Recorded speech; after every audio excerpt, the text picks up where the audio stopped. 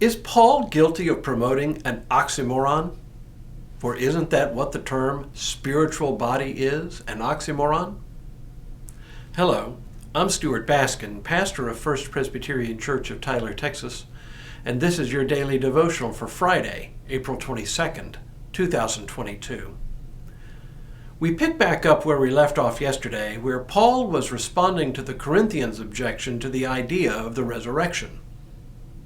They wanted to know how in the world dead, decomposed bodies could be resuscitated and made to live again. Their objections were typical of the Greek thought world of the day that saw the physical body simply as composed of corruptible stuff, quite separate from the incorruptible soul, a soul that they typically believed was trapped in a mortal and corruptible body. We saw that Paul's response to them was to call them fools. Why? Because they were thinking in much too literal a way about the resurrection.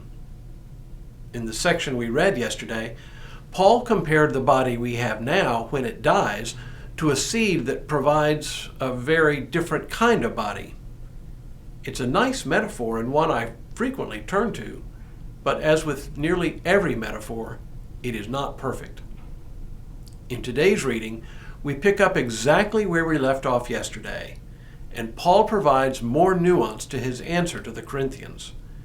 And his answer incorporates the distinction he's already made between Adam and Christ.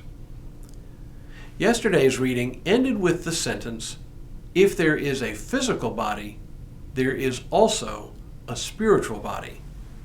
Now Paul says, "Thus it is written, the first man, Adam, became a living being.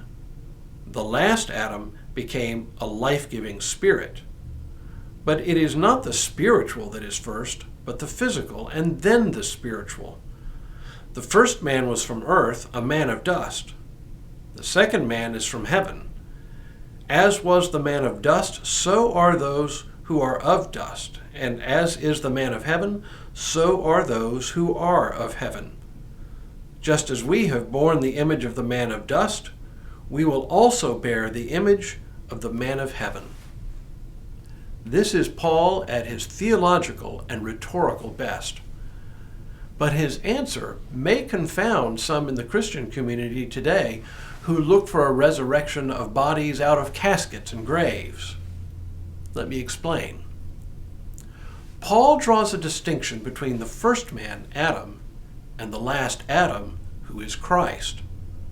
The first man was made of the dust of the ground and brought death into the world through his disobedience. The last Adam, Christ, came into the world as a flesh-bearing human being like the rest of it, but in his death and resurrection became what Paul calls a life-giving spirit, because he is a man of heaven.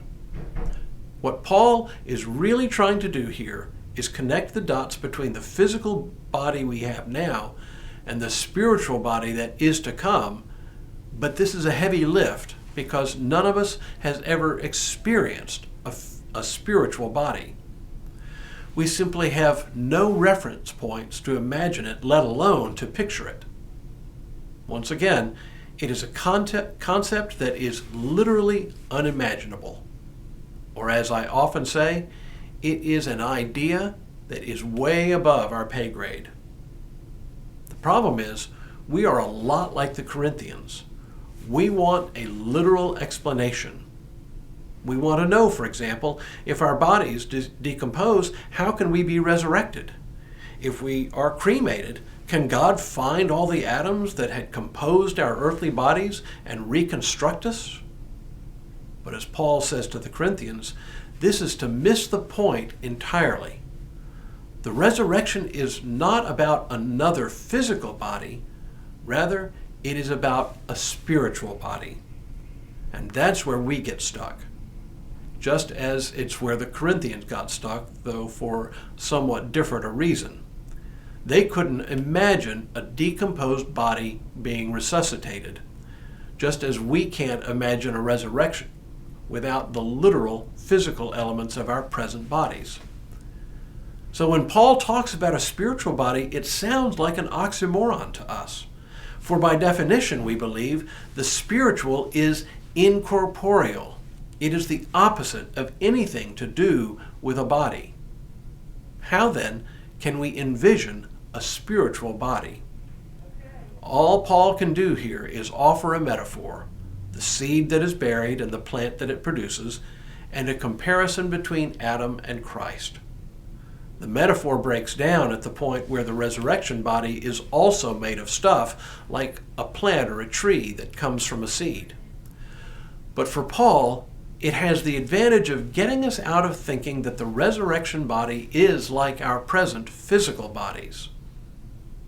I know this is devilishly difficult to comprehend because of our need to envision a literal physical resurrection of our bodies as we know them. What Paul challenged the Corinthians to do, though, just as he challenges us, is to step out in faith and place our faith on a different basis than the things that we can see. As he says in 2 Corinthians 4, we look not at what can be seen, but at what cannot be seen. For what can be seen is temporary, but what cannot be seen is eternal. When we return tomorrow, Paul wraps up this discussion of the resurrection. But for now, may God continue to bless you and keep you in all that you do this day and in all the days ahead.